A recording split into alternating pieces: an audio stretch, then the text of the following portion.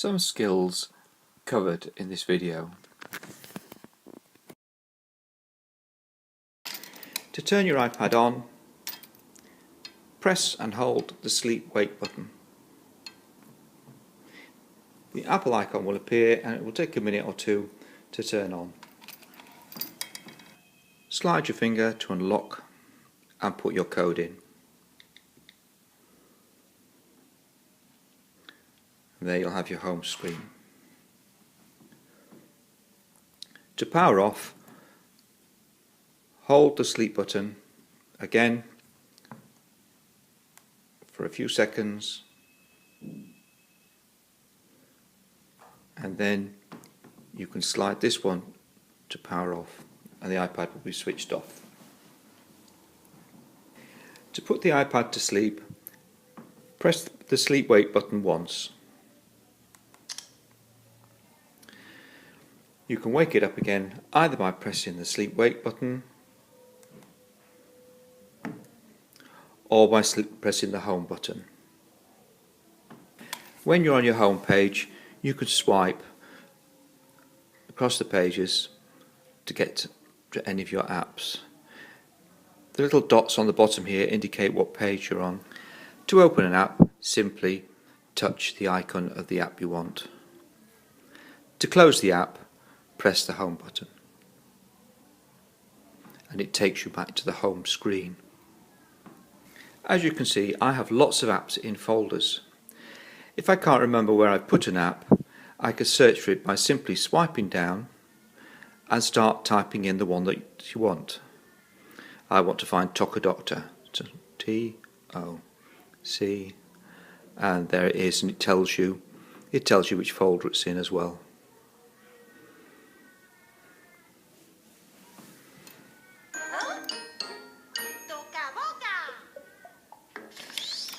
If you double click the home button,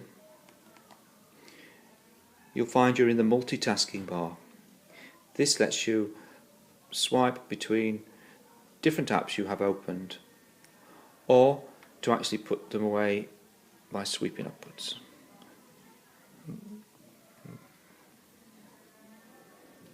It's a good idea to put them away every now and again, otherwise occasionally it slows your iPad down if you have too many open. To return to the home screen, press the button once. On the side of the iPad is a volume lever. Use this to make the volume go up and down. On later models, it's replaced by two separate buttons. On older iPads, you also have this slide switch. Its default setting is to lock rotation. Normally, with the switch off, the screen will follow and turn depending on how you're tilting the iPad. If you want to lock it into place, click that down and now voila, your screen is locked. Headphones with a standard 3.5mm jack plug can be attached to the iPad. There's a socket on the side, just plug it straight in.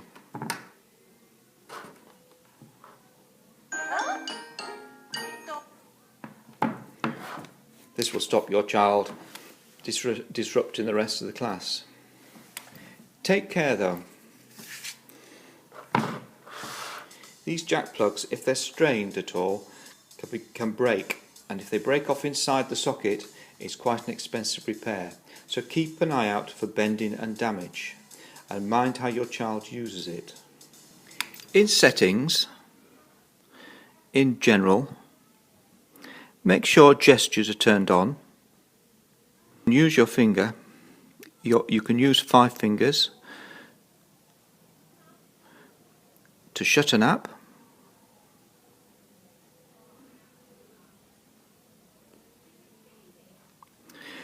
You can use 4 fingers to open the multitasking bar by sweeping upwards.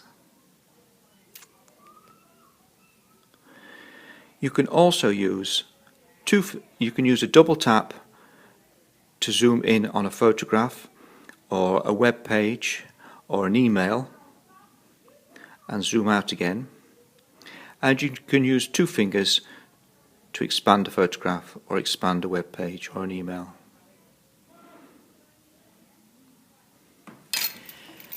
If you flick upwards from the bottom screen, and I find this a bit tricky sometimes I have to have a double take at it, and it's especially difficult if there's a case on it, you'll get this window come up called the Control Center.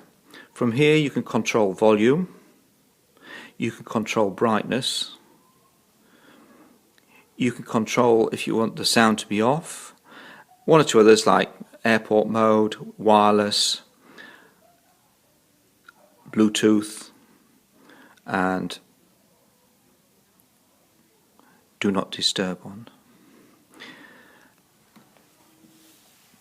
To shut it again, just press on the little button at the top, or swipe down, or click on the screen.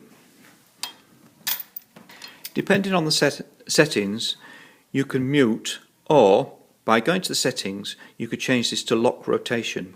This is particularly important in later iPads which don't have the separate slide switch.